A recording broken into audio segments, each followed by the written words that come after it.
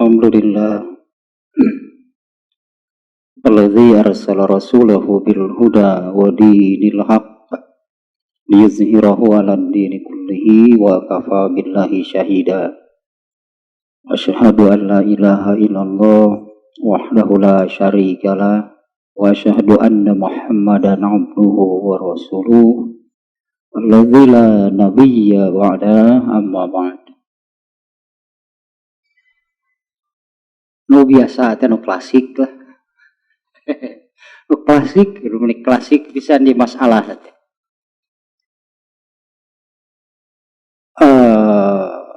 Banyak yang menyampaikan bahkan jadi doa dia sesuai dengan tujuan. Allah mewajibkan saum, jadi ujung ayatnya yaitu la'allakum tattaqun. Sararea pan ngadoa gitu. Mudah-mudahan dengan setelah melaksanakan ibadah saum itu tercapai tujuan seperti yang diharapkan oleh Allah, mewajibkan saum itu agar menjadi manusia yang bertakwa. Hanya masalahnya takwa itu apa? So, ari takwa naon? Takwa nu kumaha? Terasa enggak? Selesai dari bulan Ramadan itu saya menjadi orang yang bertakwa. Betul apa takwa teh naon? Jadi saya takwa henteu duka. Gitulah masalahna sok geura.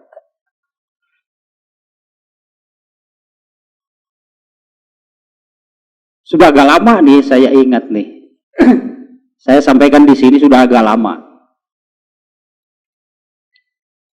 Banyak yang ketika bulan Ramadan sholat malamnya tidak terlewatkan.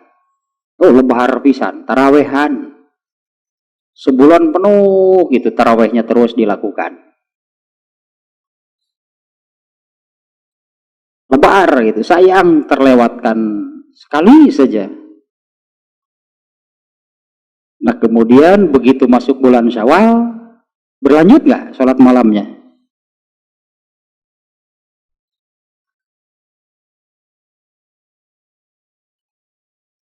Apa benar orang yang bertakwa itu, apa benarnya seseorang itu gitu, manusia yang bertakwa bari tahajud getara, jauh atuh. Maknya jalmi takwa tara tahajud aneh. Bukan yang seperti itulah.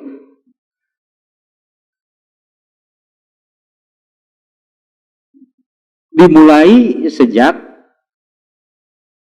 malam Idul Fitri, pan itu bulan Syawal. Justru kuncinya di situ, kunci nanti. Kalau malam Idul Fitri, malam 1 Syawal itu sudah tidak sholat malam, kan itu nah hoream. Padahal begitu masuk malam Idul Fitrinya, malam 1 Syawal, pembuktian. Itu pembuktian Ramadan sekamar itu juga kumaha tuh. Selama bulan Ramadan melebar tinggalin sakali ge taraweh teh begitu masuk bulan Syawal mah dadah we. Takwa enggak? Jauh sih gana teh tinggal alakum tatakun teh.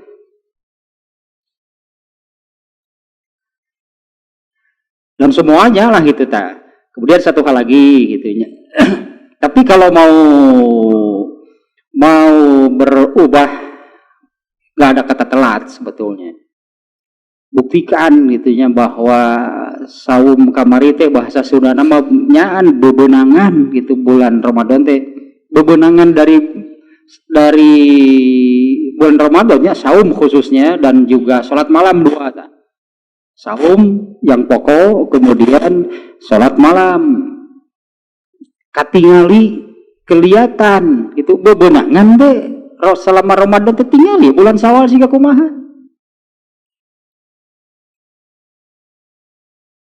Tapakan teh tak gitunya, tapakan teh hasil Ramadan teh seolah-olah selama bulan Ramadan mah ditempa digodog gitu, wah serba maksakeun gitulah pan biasa getara atau salat malam teh bulan Ramadan maraksakeun.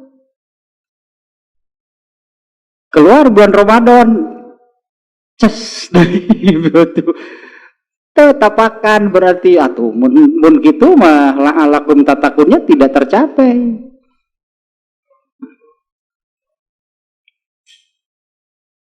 Ya, kemudian satu hal lagi pada tiap bulan Ramadan itu kan ada Lailatul Qadar. Ya, makna atau Lailatul Qadar itu yang seperti apa? Karena ada hadisnya ya, Rasulullah SAW memerintahkan fal tabisuha, cari, kejar, raih Lailatul Qadar. Tahu nggak Lailatul Qadar nu diurang teh kumaha ieu teh? Yang kita cari, yang kita kejar dan ingin kita dapatkan itu yang seperti apa? Udah teu apal di Lailatul Qadar teh kumaha? Karena secara fisik tidak pernah ada tanda-tandanya, ciri-cirinya, berapa puluh kali kita mengalami Ramadan. Apa pernah nggak? Pernah nggak merasakan bahwa oh, ini nih malam Lailatul Qadar, cirinya apa? Nggak kan ada. Ya, apa?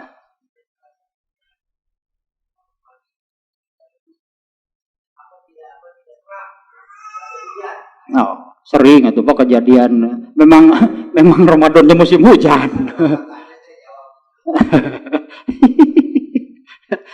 apa itu cirinya kalau malam tadi malam Lailatul Qadar? Apa itu cirinya bahwa kalau paginya seperti itu malamnya itu Lailatul Qadar? Dari mana dasarnya? Dasarnya apa? Konon kalau begitu ya, dasarnya itu konon dan katanya itu nggak bisa, nggak berlaku.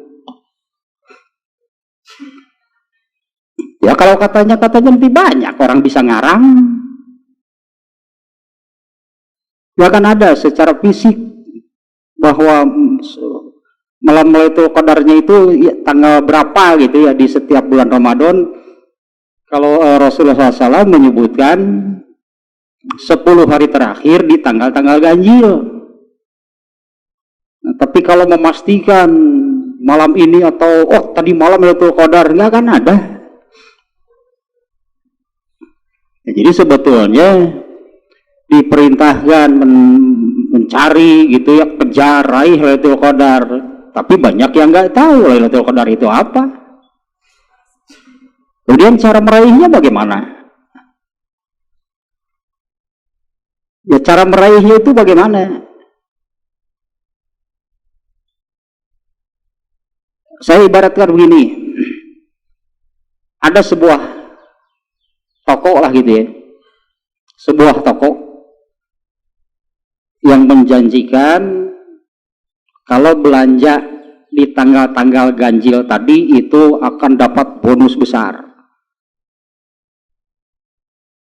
Tanggal yang mana? Pokoknya tanggal-tanggal ganjil di 10 hari terakhir bulan Ramadan. Kalau belanja pada tanggal tersebut itu akan dapat bonus besar. Nah, kalau ada orang yang kemudian pada tanggal itu belanja, pasti dapat bonus nggak? Ternyata si tokonya ini akan melihat track record belanja orang ini. Dilihat track record belanjanya. Kalau belanjanya baru pada hari itu nggak ada bonus. Ini bonus itu bagi pelanggan. Kan dilihat berarti belanjanya jauh ke belakang, ini pelanggan setia nih, baru pantas dapat bonus. Kalau orang yang sengaja dadakan tanggal-tanggal yang ganjil belanja, emang toko nggak tahu orang itu dadakan? Artinya untuk bisa meraih Lailatul Qadar itu tidak bisa mendadak soleh, mendadak memperbanyak ibadah hanya di tanggal-tanggal tersebut. Allah akan melihat track record ibadah orang ini seperti apa. Dan itu dimulai sejak 1 Syawal. Dimulai sejak 1 Syawal, artinya persiapan untuk bisa meraih Lailatul Qadar itu persiapkan sejak selesai bulan Ramadan sekarang. Langsung gitu bersiap, track recordnya diperbaiki supaya nanti menjadi orang yang pantas dapat Lailatul Qadar. Mendadak soleh kok mau belanja tara tempai bonusna hayang, jangan harap.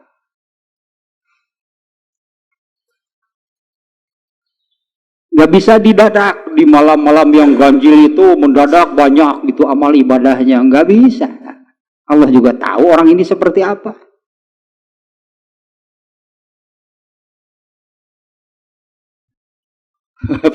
Ngedadak mendadak soleh nggak ada dengan Allah, itu nggak bisa dadak mendadak begini mendadak itu nggak bisa. Allah juga tahu. Makanya kunci untuk bisa meraih Lailatul Qadar Ramadan depan itu kemarin dari 1 Syawal. Panjang gitu ya ininya ceritanya untuk bisa mendapat Lailatul Qadar. Bonus besarnya adalah seperti yang disebutkan di dalam ayatnya, Lailatul Qadri khairun min alfi syahrin. Satu amal yang dikerjakan pada Lailatul Qadar diberi pahala lebih banyak dari 1000 bulan. 1000 bulan itu kan seumur hidup. Satu amal yang dilakukan pada Lailatul Qadar bagi orang yang pantas mendapatkan ya kebaikan Lailatul Qadar itu diberi pahala lebih besar daripada amal tersebut dilakukan oleh orang itu seumur hidup. Makanya raih, kejar, itu Lailatul Qadar. Sakapeng metepuguh ini yang dicari, yang dikejar, yang ingin diraih itu apa? Lailatul Qadar saja nggak tahu. Bagi orang yang track record ibadahnya itu baik, beramal biasa, misalnya ketika malam-malam ganjil itu amalnya amal yang biasa saja dia lakukan. Nah, setiap amalnya itu akan diberi pahala lebih besar dibandingkan dengan amal tersebut dikerjakan seumur hidupnya. Kan bonus besar berarti. Tapi ulah dudak dadak nggak akan kebagian. Dudak dadak naon cenah ieu ngedak balanya, wah yang menang bonus. Padahal gitu cek toko teh. Ngedadak balanja burukan rek dibere bonus dah. Nggak akan diberi. Kalau berusaha untuk meningkatkan amal, ya, meningkatkan amal baik kualitas ataupun kuantitas pada malam-malam ganjil, iya silahkan. Artinya semakin besar belanjanya pada hari tersebut, nanti kan bonusnya besar. Hanya persiapannya panjang dari sekarang mumpung masih bulan Syawal. Tanggal berapa sekarang Syawal deh? 19. Seberapa kali sholat malam?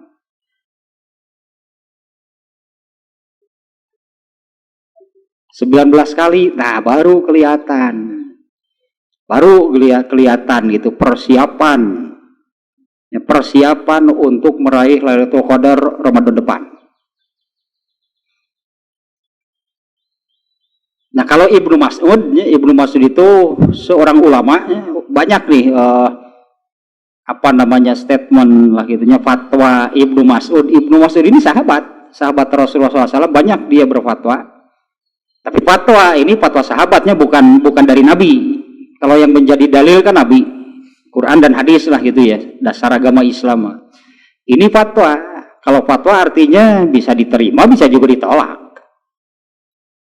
Di antara fatwanya tentang Lailatul Qadar, Ibnu Mas'ud itu mengatakan yang pasti dipastikan meraih Lailatul Qadar itu orang yang sholat malam sepanjang tahun.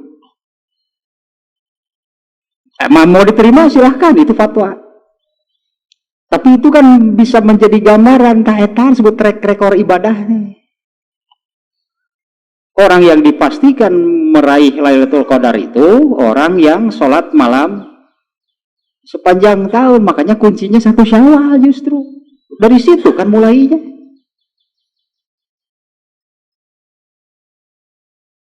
Tapi kalau perbaikan nggak ada kata terlambat.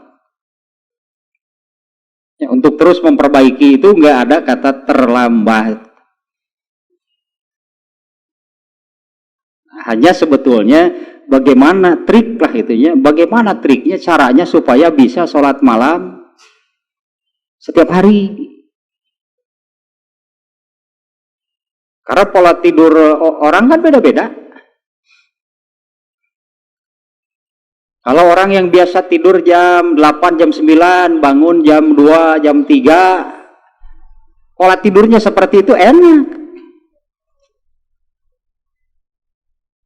Nah kalau saya ada pengajian malam, baru pulang ke rumah jam 11, itu juga nggak bisa langsung tidur. Kalau jam 12 tidur, paling bangun menjelang subuh.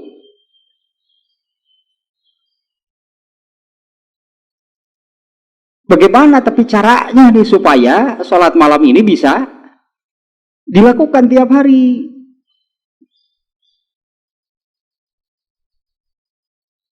Kalau nggak seperti itu, jangan harap Lailatul Qadar itu hanya cerita berarti bagi orang tersebut. Itulah gambarannya ya. Gambarannya, analoginya seperti sebuah toko yang menjanjikan bonus besar apabila belanja pada tanggal-tanggal ganjil di bulan Ramadan. Tapi kan ternyata si toko ini akan melihat track record belanja setiap orang. Kalau mendadak belanja sebanyak apapun nggak ada bonus. Mendadak belanja di tanggal-tanggal ganjil, baca Quran gitu, sampai sholat taraweh dan sebagainya, ngeresak itu pahalanya tetap karena dia nggak dapat bonus. Ya, bonus yang didapatnya itu melihat track record belanjanya panjang ceritanya berarti. Nah, diantaranya bisa dijadikan untuk membantu pemahaman lah itunya, bukan sebagai dalil nih. Bisa membantu memahami Lailatul Qadar itu seperti apa. Itu yang difatwakan oleh Ibnu Mas'ud. Orang yang dipastikan mendapat Lailatul Qadar itu orang yang sholat malam sepanjang tahun. Begitu lepas dari bulan Ramadan, nah di situ mulainya, di situ kuncinya. Untuk kan itu nanti hoream deui gitu eta nanti. Terus tata dua halnya itu yang terkait ibadah saum, sering orang mengungkapkan mudah-mudahan dengan ibadah saum yang kita lakukan ini dan semua ibadah yang dilakukan di bulan Ramadan, terutama 2 ibadah besarnya selama bulan Ramadan itu, yaitu saumnya sendiri, yang kedua sholat malam. Mudah-mudahan menjadi orang yang bertakwa, karena itu yang diinginkan atau tujuan Allah itu kan jelas tercantum di ayatnya. Kutiba alaikumusiyam itu la'allakum tattaqun. Masalahnya tadi, tahu nggak takwa itu apa? Nggak tahu. Nah sekarang kita baru saja keluar dari bulan Ramadan, kita menjadi orang yang bertakwa nggak? Bukan artinya ada bohongan atau ada takwa gitu apa? Jadi duka atunya itu duka takwa duka henteu abdi teh teh ngan kitu mah salat malam keur hayang-hayang keur daek-daek salat subuh kaberangan wae jangan harap masa orang yang bertakwa seperti itu. Akhirnya kan dia akhir mah kena eta mah duka mari tah tapi kan untuk terus memperbaiki ibadahnya supaya supaya Ramadan yang akan datang itu kita termasuk orang yang pantas dapat bonus besar tadi. Perbaikilah dari sekarang. Nah, sekarang ayat ketiga nih dari wajib berpegang teguh kepada Al-Quran. Wajib berpegang teguh kepada Al-Quran berdasarkan ayat Quran. Ya, ayat pertama yang ini sudah dibahas yaitu surat Ali Imran ayat 102, 103. Yang kedua surat Al-Maidah ayat 15-16. Yang ketiga sekarang surat Yunus ayat 57. Tapi begini dulu nih. Rasulullah SAW menerangkan kalau ibarat kehidupan dunia ini diibaratkan dari pagi sampai maghrib lah gitu ya. Ya, waktu hidup di dunia ini diibaratkan dari pagi sampai maghrib.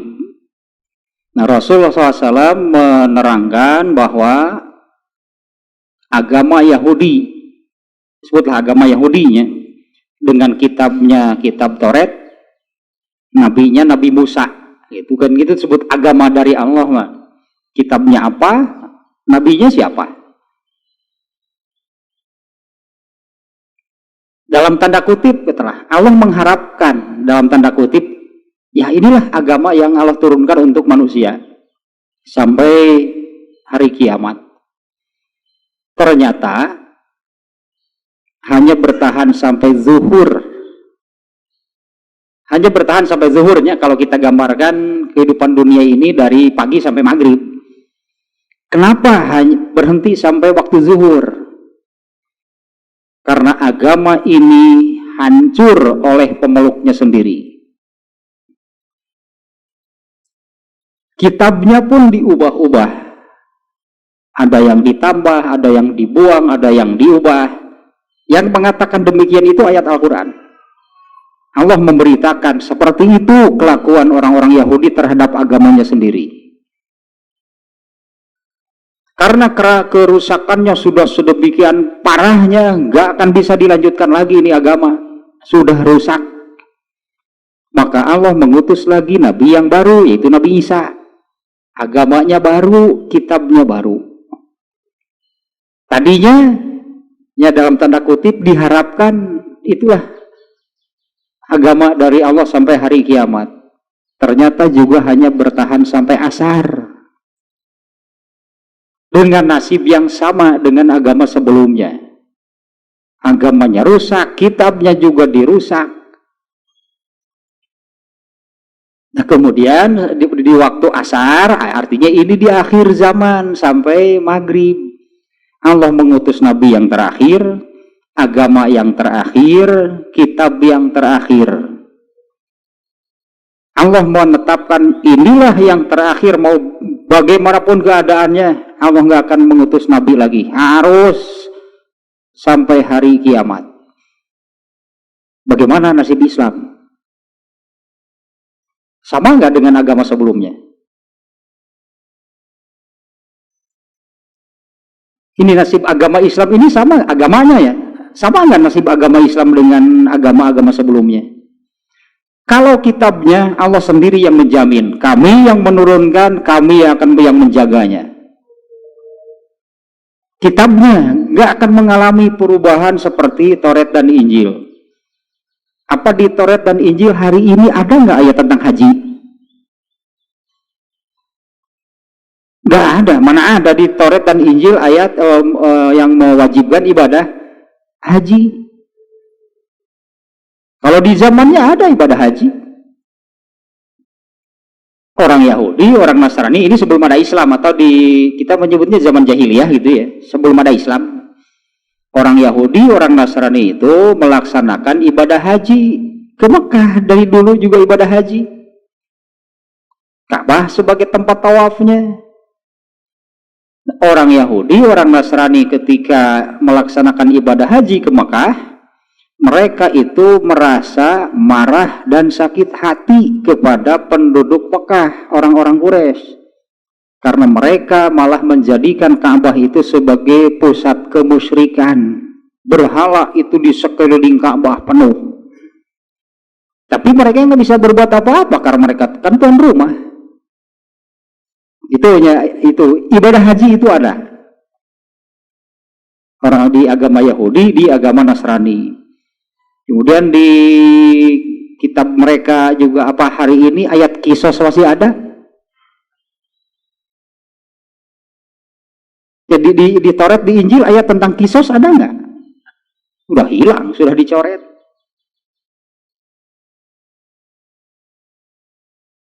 Kemudian ayat tentang rajam ada nggak? Di dalam kitab Injil nggak ada ayat tentang rajam. Ayat ini hilang, jadi zina menurut agama mereka hukumnya apa? Nggak ada, makanya bebas. Makanya bebas karena nggak ada di kitab mereka.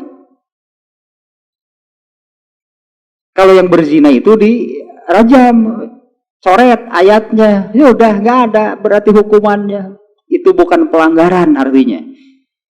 Jadi kalau sudah lama mungkinnya, kalau kita lihat hari ini di negara-negara yang mayoritas Nasrani, kan pergaulan bebasnya, ya memang nggak ada hukumnya, memang nggak ada pelanggaran menurut agama mereka.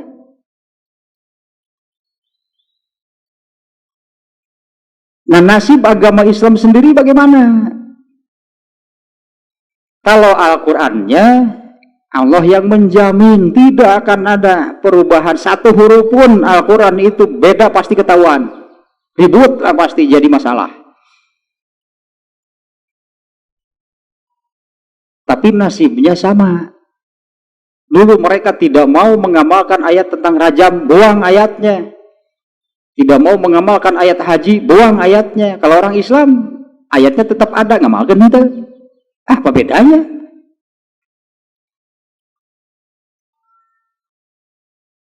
Tapi hal ini sudah disabdakan oleh Rasulullah SAW.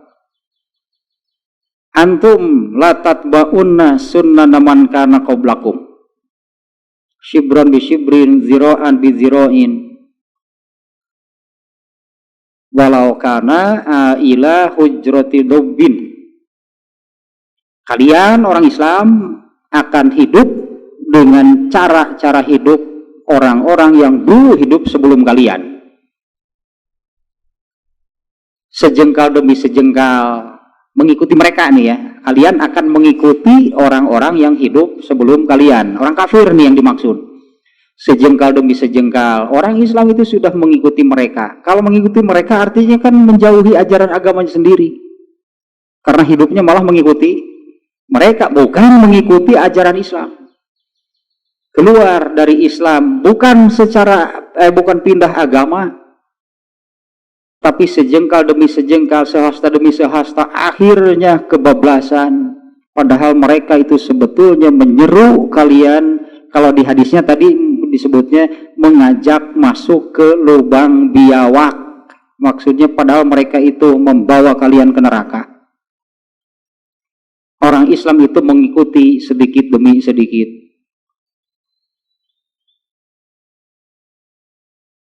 Seperti apa yang sedikit demi sedikit akhirnya kebablasan itu yang seperti apa? Mestinya kita lihat substansinya. Yang disebut orang kafir itu yang orang seperti apa? Orang kafir itu orang yang menolak dan mengingkari agama yang Allah turunkan. Arti kafir menolak, mengingkari, arti katanya kafir gitu ya. Menolak, mengingkari agama yang Allah turunkan. Karena mereka menolak dan mengingkari agama yang Allah turunkan, pasti tidak akan ada yang ditaati satupun dari Allah, itu tidak ada yang ditaati.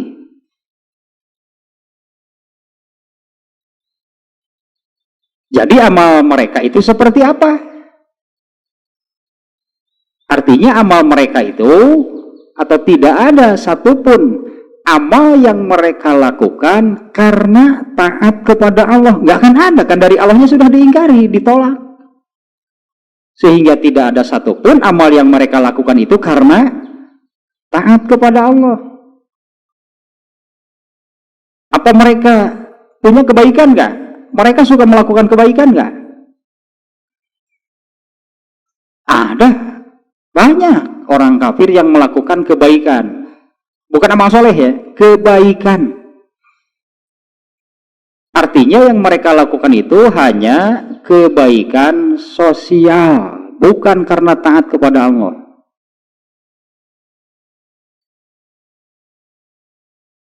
Nah, sampai ke hal ini substansinya. Yang dimaksud dengan orang Islam itu cara hidupnya seperti orang kafir. Pada amal-amal yang dilakukannya itu bukan karena taat kepada Allah, tapi karena kebaikan sosial semata. Nggak ada bedanya orang Islam dengan orang kafir. Bukan artinya orang Islam jadi ikut ke gereja, ikut ke kelenteng ibadah bersama orang kafir. Saya kira nggak akan ada orang Islam yang seperti itu. Orang Islam menyembah berhala, mana ada?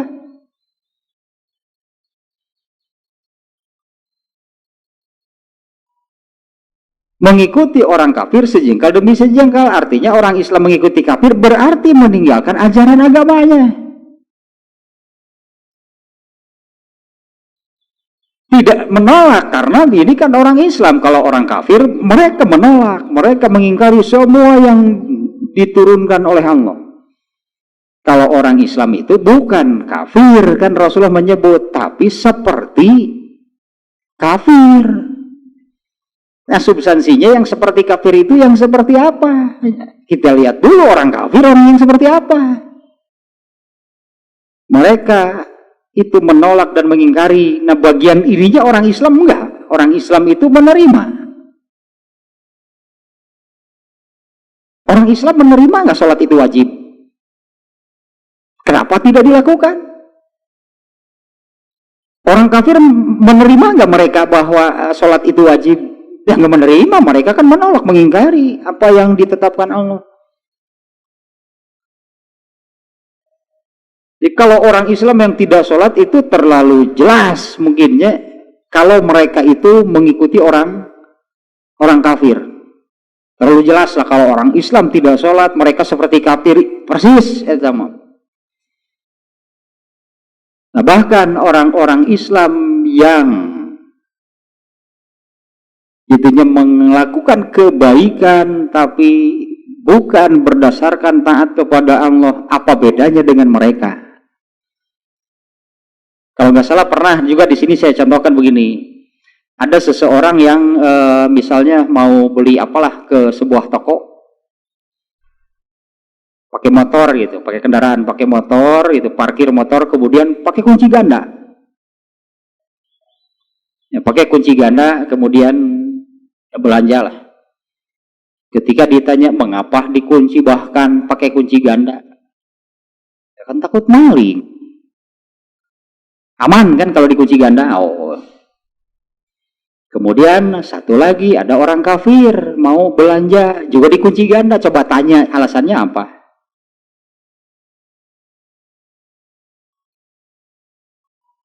Kenapa dikunci bahkan dikunci ganda? Kan takut maling. Amalnya sama, alasannya sama, bedanya di mana? Antara orang Islam dengan orang kafir? Baik nggak kalau parkir motor itu dikunci ganda? Artinya melakukan kebaikan. Nah, hanya bedanya ini orang Islam dengan orang kafir tadi apa? Amalnya sama, alasannya sama.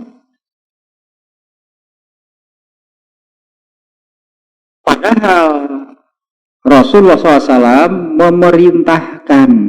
Kalau kejadiannya bukan sepeda motor, dulu belum ada.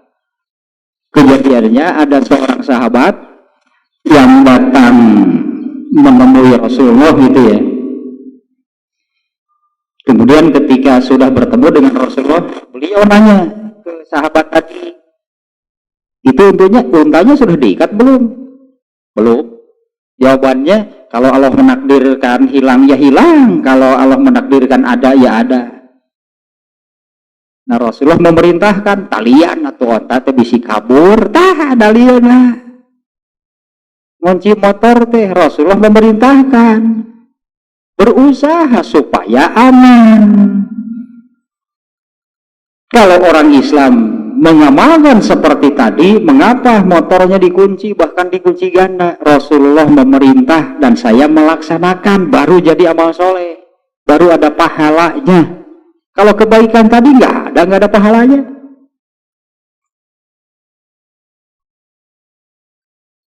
Ya, jadi orang Islam mengikuti kafir itu bukan artinya ikut mengingkari, ikut menolak, bahkan ikut beribadah bersama mereka, bukan. Tapi amal-amal orang Islam itu sudah tidak lagi dilandasi ketaatan kepada Allah dan Rasulnya. Kalaupun melakukan kebaikan, hanya kebaikan sosial. Yang juga pernah saya contohkan kan mematikan lampu. Kalau siang hari lampu teras kita matikan, ternyata kita lihat rumah orang kafir juga mereka sama mematikan lampu. Kenapa mematikan lampu? Jawabannya kan gak bermanfaat kalaupun menyala. Kemudian bayar listriknya lebih irit, lampunya lebih awet. Ketika kita tanya orang kafir, sama jawabannya ternyata.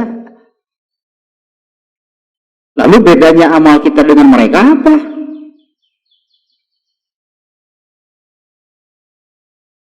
Baik nggak kalau sudah siang lampunya dimatikan? Nah itulah kebaikan. Padahal ada hadisnya Rasulullah yang memerintahkan. Dia katakanlah kalau tidak bermanfaat, matikan. Kalau amalnya sama, niat berarti yang beda. Dan Rasulullah juga kan menyabdakan innamal a'malu binniat. Setiap amal itu tergantung kepada niatnya. Kalau niatnya kebaikan sosial, keduniaan, apa kaitannya dengan akhirat? Gak ada. Dapat kebaikan? Iya, kebaikan apa? Kebaikan di dunia. Irit listrik, lampu awet. Itu yang didapat, selesai. Tapi kalau melaksanakannya karena Rasulullah memerintah dan saya taati, baru ada pahalanya. Nah, yang dimaksud dengan orang Islam hidupnya mengikuti atau seperti orang kafir itu, jangan hanya, saya kira nggak ada lah yang seperti itu ya. Kalau diartikan orang Islam itu ikut mengingkari, menolak, kemudian ibadahnya bukan ke masjid, malah jadi ke gereja, bukan begitu. Tapi orang Islam itu sudah jauh, sudah ya sejengkal demi sejengkal lah menjauhi ajaran agamanya. Jadi kalau melaksanakan sesuatu itu bukan karena mengamalkan ajaran agamanya. Kalaupun melakukan kebaikan, hanya kebaikan sosial, hanya kebaikan yang bersifat keduniaan. Jangan harap nanti di akhirat ada pahalanya. Kebaikannya, balasan dari Allahnya hanya di dunia. Kalau contoh yang tadi, ya dapat irit bayar listriknya, dapat awet, lebih awet lampunya, sudah titik sampai di situ.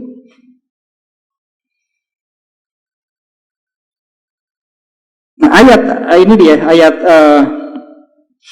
surat Luqman nih, ayat 57. Ini ayat yang memerintahkan wajib berpegang teguh kepada Al-Quran. Nah, kalau orang Islam yang sejengkal demi sejengkal, sehasta demi sehasta, hidupnya itu mengikuti orang kafir, pasti menjauhi ajaran agamanya sendiri. Dan akhirnya agama Islam ini bernasib sama dengan agama-agama sebelumnya. Bahkan Rasulullah SAW, ini ada dua lagi di hadisnya dia. Yang pertama, hadis yang menerangkan seperti apa hancurnya orang-orang Yahudi, orang-orang Nasrani terkait dengan agamanya. Iftaraqatil Yahudu ala ihda wasab'ina firqatan. Orang-orang Yahudi itu terpecah menjadi 71 firqah, kelompok, golongan. Kenapa jadi beda-beda? Kan agama kitabnya sama, nabinya sama, tapi kemudian menjadi 71. Waftaraqatin nasara ala alasnataini wasab'ina firqatan. Nasrani terpecah lagi menjadi 72 kelompok, 70 golongan. Padahal kan Injilnya satu dari Allah, nabinya satu, agamanya juga satu, agama Nasrani, tapi di dalamnya terjadi perbedaan, perpecahan menjadi 72, lebih banyak berarti ini dari Yahudi. Wasataftariku ummati ala salasin wasab'ina firqatan. Umatku akan terpecah menjadi 73. Lebih parah kan? Lebih parah gitu. Orang Islam nih, kalau agama Islamnya, Qurannya tetap ada, hadisnya tetap ada. Sampai hari ini gak ada yang hilang. Al-Qurannya utuh, hadis-hadisnya juga utuh. Tapi perpecahannya malah lebih parah. Kulluhum finnar illa wahidatan. Semuanya masuk neraka. Yang 71, 72, 73. Semuanya masuk neraka.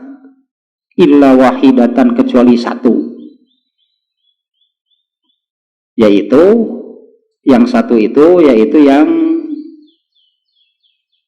ma'ana alaihi wa ashabi. Dari awalnya menyebutkan orang, tapi di ujungnya karena Rasulullah para sahabat itu bertanya, manhum ya Rasulullah, siapa yang satu dia? Semuanya masuk neraka kecuali satu. Kalau di jumlah berapa sih semuanya tadi? 71 tambah 72 tambah 73 berapa? 215. 16. Ya pokoknya bukan 2019 lah. 216. 70 kali 3 210. Tambah 1 2 3 216. Ini kalau kita berpegang kepada angka yang disebut oleh Rasulullah SAW. Biasanya kalau Rasulullah menyebut angka yang demikian itu bukan angka pasti, tapi begitu banyaknya terjadi perpecahan. Bisa jadi lebih dari itu, bisa jadi kurang. Nah, kalau kita berdasarkan angka saja yang disebut ya oleh Rasulullah SAW, 216, hanya satu yang masuk neraka, yang masuk surga. Kalau kafir pasti. Nasrani Yahudi 71 semuanya ke neraka. Nasrani yang 72 semuanya pasti masuk neraka. Banyak ayat yang menyebutkan lah orang-orang kafir pasti masuk neraka dan abadi. Mereka kafir kan?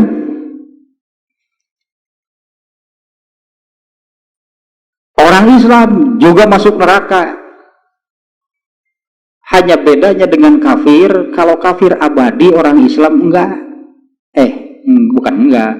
Kalau orang kafir abadi, orang Islam hampir abadi gitu. Itu bongkol bedanya.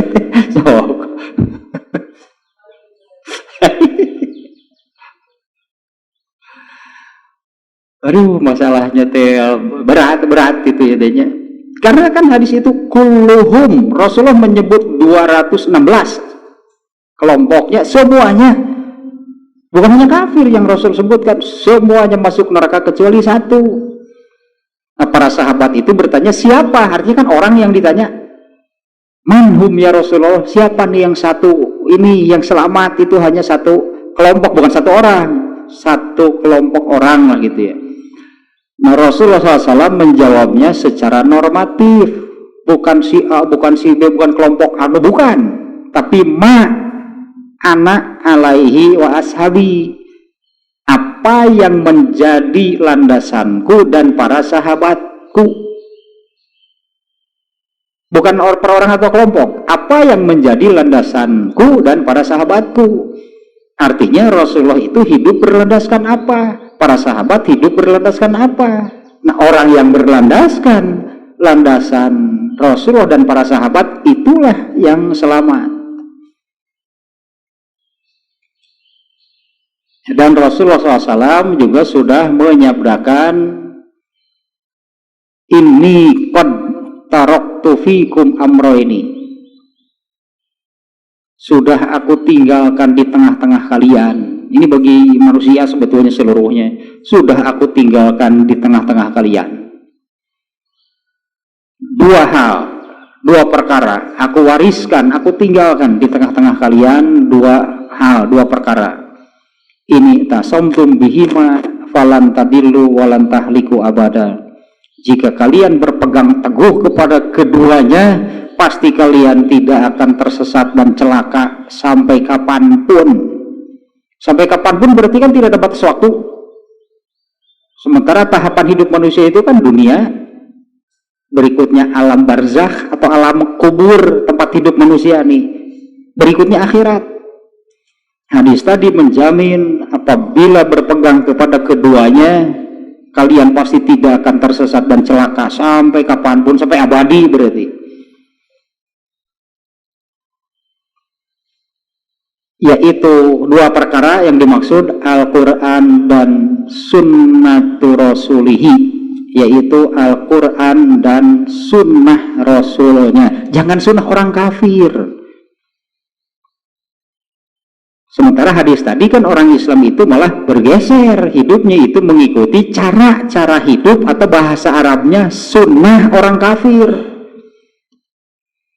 Orang Islam itu hidupnya itu mengikuti cara-cara hidup atau sunnahnya orang kafir. Yaitu yang sampai ke hal seperti tadi. Bukan tidak melaksanakan, orang kafir tidak sholat pasti karena mereka kan tidak mau mengakui wajibnya sholat. Tapi orang Islam yang pasti mengakui sholat itu wajib, hanya tidak melaksanakan. Banyak kan orang Islam yang tidak sholat? Banyak kan orang Islam yang tidak saum? Tahu di warteg tengah hari, apa mereka itu semuanya kafir yang makan di sana? Ketinggal isu kuna bungkul, tianap, wah, tinuh gini warteg gitu deh, bulan Ramadan teh. Enggak, ini apa kita bisa menyimpulkan bahwa oh ini semuanya kafir nih karena ini siang hari makan, mereka pasti nggak saum. Ternyata enggak kan di kita ini ya. Entah kalau sedang berhalangan saum itunya sakit. Hari kawarteg kuat deh, unit kawarteg tuluy dahar malah. Nah kalau itu jelas, sangat jelas kalau mereka tidak sholat, orang kafir tidak sholat karena mereka tidak mengakui, mereka menolak, mengingkari wajibnya sholat. Orang Islam tidak ada yang tidak mengakui sholat itu wajib tapi tidak melaksanakan, sama dengan mereka, berarti mengikuti mereka. Bahkan sampai kepada hal yang bersifat kebaikan sebetulnya yang dilakukan oleh orang Islam ini kebaikan, tapi kebaikannya bukan berdasarkan ajaran agama, hanya boleh berubah gitu ya, berubah hanya menjadi kebaikan yang bersifat keduniaan. Kita contoh yang barusan, mengunci kendaraan supaya aman. Mengapa dikunci seperti itu? Takut maling, jangan harap dapat pahala. Mengapa mematikan lampu ketika siang hari? Karena kan supaya irit, jangan memang nggak ada manfaatnya. Sama dengan orang kafir kalau begitu.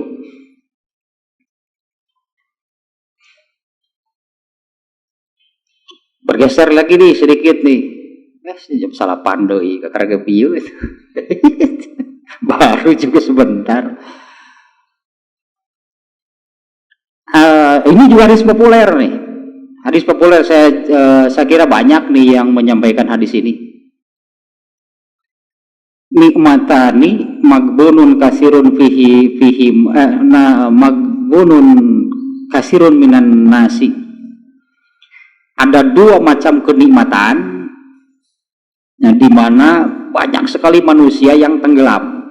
Di hadisnya kalau terjemah harfiahnya tenggelam, artinya celaka. Ada dua macam kenikmatan, nah dimana banyak sekali manusia yang celaka karena dua macam nikmat ini. Nah masalahnya tentang nikmat dulu. Yang celaka karena kenikmatan itu yang seperti apa?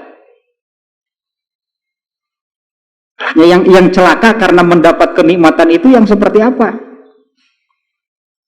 Yaitu yang ayatnya la in syakartum la azidannakum. Ini kan tentang kenikmatan. Apabila mensyukuri nikmat Allah, pasti kami menambahnya.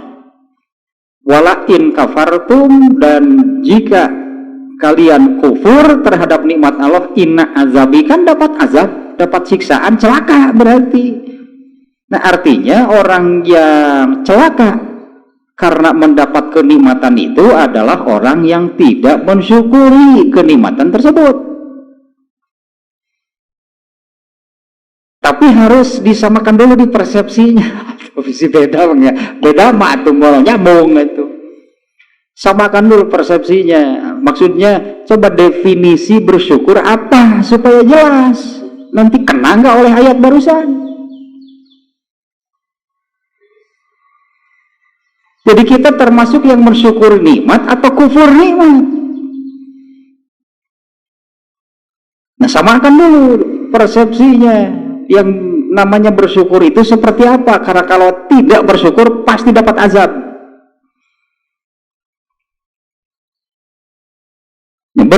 Syukur itu adalah istimalun nikmati muwafiqon liqasdil mun'imi alaihi. Itu definisinya.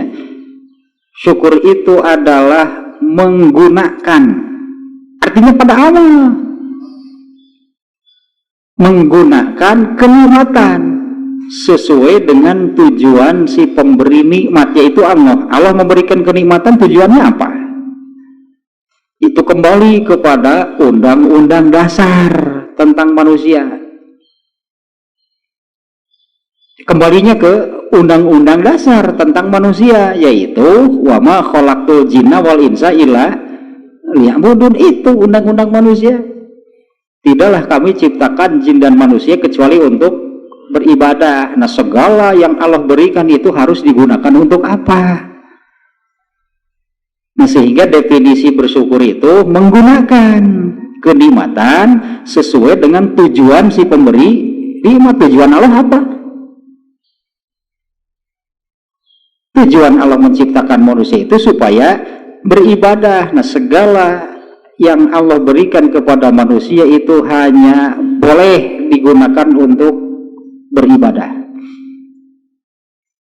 Nah, ada dua macam kenikmatan di mana banyak sekali manusia yang celaka karena dua macam kenikmatan ini. As-sihhatu wal firag, yaitu sehat dan waktu luang.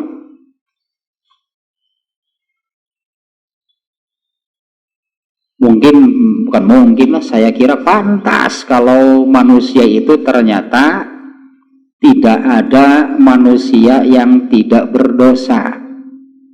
Coba lihat kita sendiri, ketika sehat sudah sepenuhnya dipakai ibadah atau belum? Berapa persen yang dipakai ibadahnya?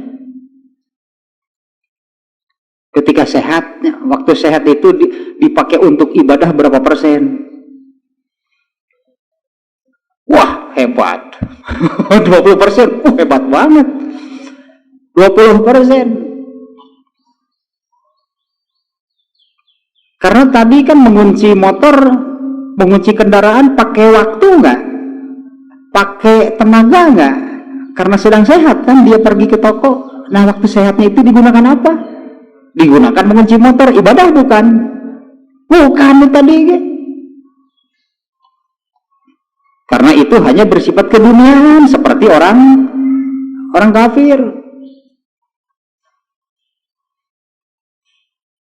Selebihnya, bukan selebihnya, yang dipakai benar-benar waktu sehat ini dipakai sesuai dengan UUD, berarti Undang-Undang Dasar Manusia.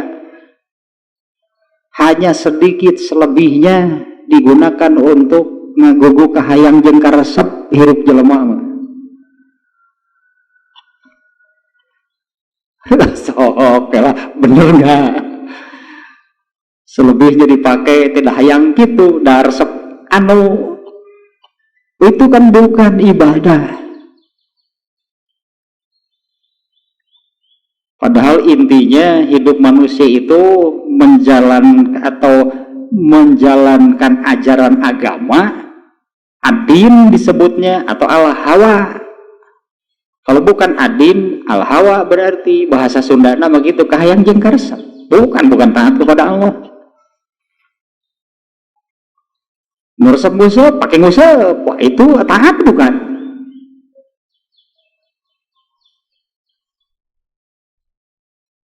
Lantas kalau secara khusus nih Rasulullah menyebutkan dua macam kenikmatan ini, banyak manusia yang celaka. Kalau Rasulullah SAW kan tiap detik dari umurnya itu isinya ibadah. Mana ada Rasulullah SAW mengisi waktunya dengan kahayang jeung karesep dirina, semuanya digunakan untuk ketaatan kepada Allah. Yang satu waktu sehat, yang kedua waktu luang, al-firog. Al-firog itu artinya ketika selesai dari satu amal itu, nah kemudian mau beramal apa lagi? Teta waktu luang nanti. Selesai dari satu amal itu kemudian mau apa? Gitu, melakukan apa? Misalnya kalau setelah selesai sholat, terus mau apa? Aku urang deui we hirup deh. Waktu sholatnya ya katakanlah itu ketaatan kepada Allah, itu ibadah. Nah setelah sholat terus mau apa? Nah kan itu aku mah urang deui hirup teh ada banyak. Waktu luangnya itu bukannya digunakan untuk beribadah, sehatnya bukan untuk ibadah, waktu luangnya juga bukan untuk beribadah. Bisa jadi orang yang tadi waktu sholat itu taat kepada Allah, lepas dari sholat hidupnya seperti kafir lagi.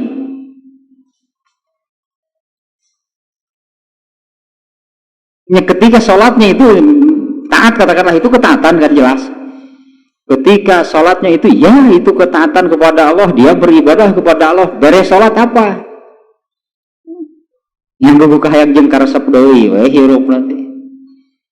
Nah, cari laka kan, ini ada secara khusus nih, ada hadis yang menyebutkan demikian, dua macam kenikmatan yang di mana banyak sekali manusia yang celaka karena keduanya, yaitu sehat dan waktu luang. Kalau tidak dipakai beribadah itu melanggar UUD, Undang-Undang Dasar Manusia merdeka. Ya, Undang-Undang Dasar yang Allah tetapkan bagi manusia adalah tidak kami ciptakan jin dan manusia kecuali hanya untuk beribadah. Berarti seluruh sehatnya harus digunakan ibadah, seluruh waktu luangnya harus digunakan untuk beribadah, baru sesuai dengan UUD.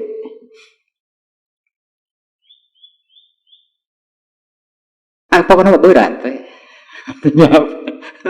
Mending tong ngaji, mending teu apal. Bunda apa? Teh dosa di eta teh pokokna mah. Teu apal dosa, teu ngaji dosa, karena mencari ilmu itu juga wajib. Dan kieu tah masalahna ieu nya dua ayat ini nih. Dua ayat ini, satu yang barusan UUD itu Undang-Undang Dasar Allah untuk manusia. Tidak kami ciptakan jin dan manusia kecuali untuk beribadah. Nggak boleh kan dipilih yang lain, berarti memang itu tujuan Allah. Kemudian yang kedua yaitu ayat alhamdulillahi rabbil alamin. Apa sih arti rabbil alamin?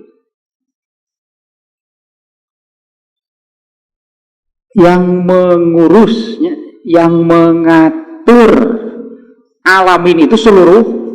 Siapa yang mengurus dan mengatur seluruh alam raya? Allah kan. Alhamdulillahi, segala puji bagi Allah. Pantas, itu pantas kalau segala puji bagi Allah, karena Allah itu Rabbul Alamin. Allah lah yang mengurus, yang mengatur, yang menjaga seluruh alam raya. Bumi termasuk nggak alam raya? Jadi yang mengatur mengurusnya siapa? Allah. Manusia termasuk di dalamnya nggak? Jadi yang mengurus, yang mengatur, yang menjaga manusia siapa? Tadi ini manusia kalau melanggar UUD, kalau dia tidak beribadah, pasti dia akan pindah, itu mengambil hak Allah. Justru Allah lah yang mengatur, mengurus alam raya, pengurus bumi, mengurus manusia. Nah manusia itu malah mengatur, malah mengurus urusan keduniaan. Kan eta mah bagian Allah, eta mah Rabbul Alamin. Itu kan bagian Allah, yaitu yang mengurus dan mengatur seluruh alam raya, termasuk manusia itu diatur, diurus oleh Allah. Artinya urusan dunia, urusan keduniaan yang mengurus, yang mengaturnya siapa?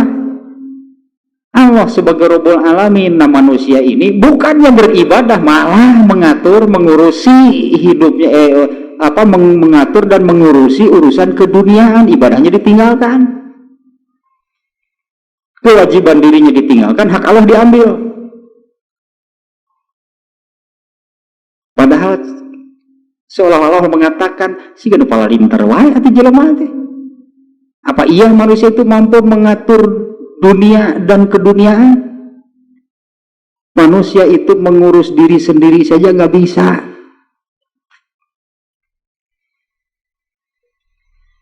Manusia itu mengatur, mengurus dirinya sendiri saja nggak bisa. Bener nggak ada orang yang bisa hidup teratur berdasarkan dirinya?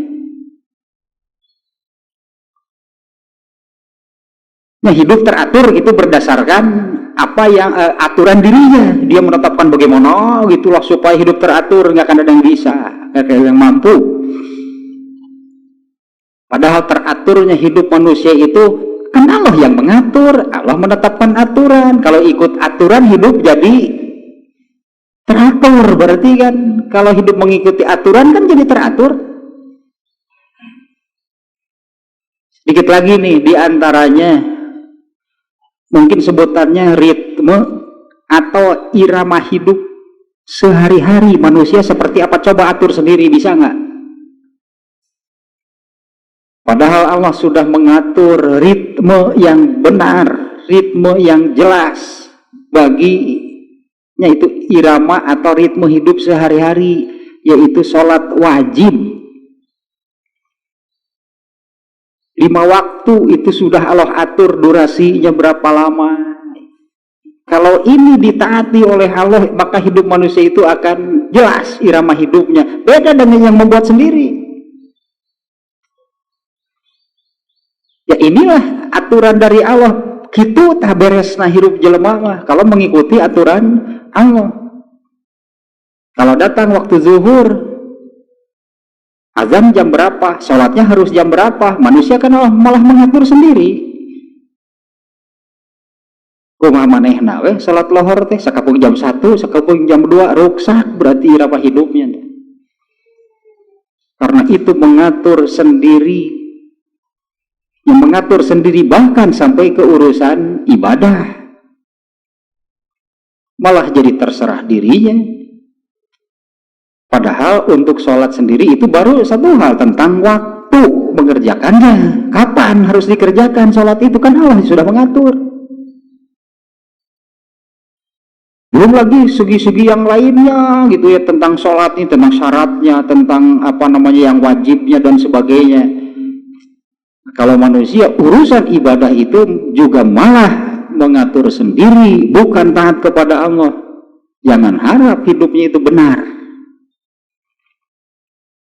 Etano keluar tina teh meninggalkan kewajibannya beribadah, malah mengambil hak Allah, yaitu mengurus urusan keduniaan.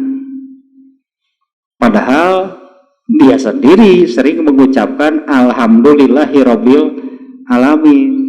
Allah lah yang mengurus dan mengatur seluruh alam raya. Manusia hanya diwajibkan taat ibadah terhadap aturan Allah, bukan mengatur sendiri, nggak akan mampu. Bahkan Rasulullah SAW berdoa, ya Allah, janganlah satu detik pun dari umurku engkau biarkan aku mengurus diriku sendiri.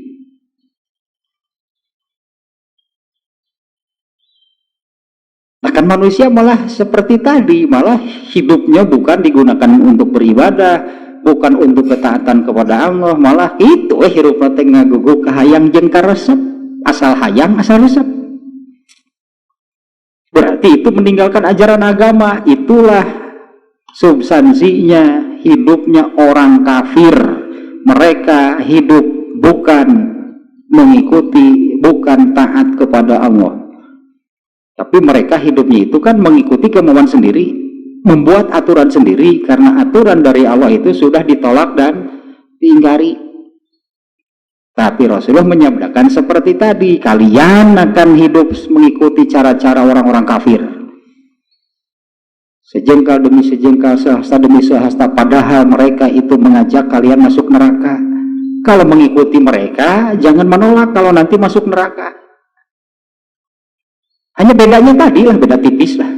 Beda tipis. Kalau neraka, kalau orang kafir masuk neraka dan abadi, kalau orang Islam masuk neraka dan hampir abadi di nerakanya. Ya kalau masuk neraka itu kan dilemparkan dari atas, karena neraka itu kan bentuknya jurang gitu ya. Jurang berarti kan dari atas dilemparkan ke jurang ke bawah. Ya, hadisnya begini, Rasulullah pernah berteduh di bawah sebatang pohon. Itu saat itu Rasulullah dikelilingi beberapa orang sahabatnya ya, berteduh di bawah sebatang pohon. Kemudian ada buah dari pohon tersebut yang jatuh. Ini nih selalu gitu ya, selalu kalau dari Rasulullah itu muncul pelajaran, muncul ilmu. Dari kejadian buah yang jatuh itu Rasulullah kemudian bertanya, berapa lama tadi waktu yang diperlukan oleh buah itu sejak lepas dari tangkainya sampai ke tanah?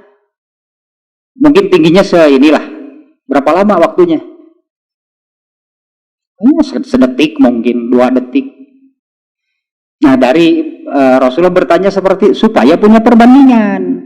Ini buah lepas dari tangkainya sampai ke tanah itu waktunya 1 detik. Sementara orang yang dilemparkan ke neraka 70 tahun baru nyampe. Ketika lepas dari bibir jurang, dilempar sampai, ya tunggulah 70 tahun. Baru akan sampai ke dasarnya. Ya kan kira-kira nanti di nerakanya berapa lama? Di jalan 70 tahun, masa di nerakanya sebulan? Atau kalau di jalan? Di jalannya saja 70 tahun, di nerakanya pasti jauh lebih lama. Belum lagi dimensi waktunya beda. Sehari di sini 24 jam gitu kan. Ya di sana di dalam neraka kan, sehari di neraka itu sama dengan 1000 tahun di bumi. Jadi pantas kalau saya menyebut orang Islam yang masuk neraka hampir abadi seperti orang-orang kafir. Ya, bedanya orang kafir itu abadi, orang Islam hampir abadi. Nggak ada di neraka yang sebentar, itu nggak ada. Ya, dengan perbandingan kan nyampe ke nerakanya aja waktunya 70 tahun, masa di nerakanya seminggu, masa di nerakanya sebulan, masa setahun. Tapi kenapa orang Islam itu sampai masuk neraka? Aneh kalau sebetulnya orang Islam masuk neraka kan punya ajaran agama yang benar. Karena hidup orang Islamnya bukan berpegang teguh kepada dua hal tadi ya yang sudah disabdakan oleh Rasulullah, tapi malah mengikuti orang-orang kafir hidupnya. Tapi mengikuti orang kafir itu bukan artinya ikut ke gereja, ikut ke kelenteng, bukan. Intinya orang Islam itu sudah tidak lagi mengamalkan ajaran agamanya, meskipun ketika dia melakukan kebaikan, bukan dengan landasan ketaatan. Kalaupun kebaikan hanya sebatas kebaikan dunia. Sudah lebih, sudah lebih. Ya, bukan soal lebih sih, ya tahu ya. Udah, tahu jeung lopot eta. Sok ngeganggu ya, jadi gangguan mental ya kak. Ayat tahu jeung lopot teh kuat. Gangguan mental itu nama. Itu mah pembukanya, nanti ayatnya belum berarti ya. Surat Yunus. Ini untuk ke suratnya gitu ya. Untuk sampai nanti ke suratnya, karena surat ini gitu ya tentang wajib berpegang teguh kepada Al-Quran dan Sunnahnya. Kenapa?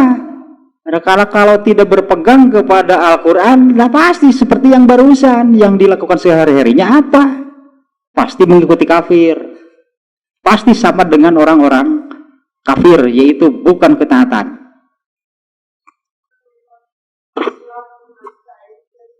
Lima tujuh lah ibu bahasa Masa surat Yunus, siapa surat Luqman? Tadi surat Luqman gitu. Ya, dia diluruskan. Surat Yunus ayat 57. Waktu ngawitan surat Yunus di tengah-tengah Ustaz kaca laptop dan aya Luqman. Nah, itu teh KPCL lah. KPCL. Surat Yunus 57. Itu adanya di ayat tersebut, intinya Allah menyebut Al-Quran itu bagi manusia sebagai apa? Lepas dari situ udah habislah hidup manusia. Ya, surat Yunus ayat 57. Ayat nama? Iya. Tadi salah ya, KPCL tadi di tengah-tengah. Saya kira cukup, dia sudah ini lanjut ya. Lebih 20. Aku qouli hadza wa astaghfirullah li wa lakum. Wassalamualaikum warahmatullahi wabarakatuh.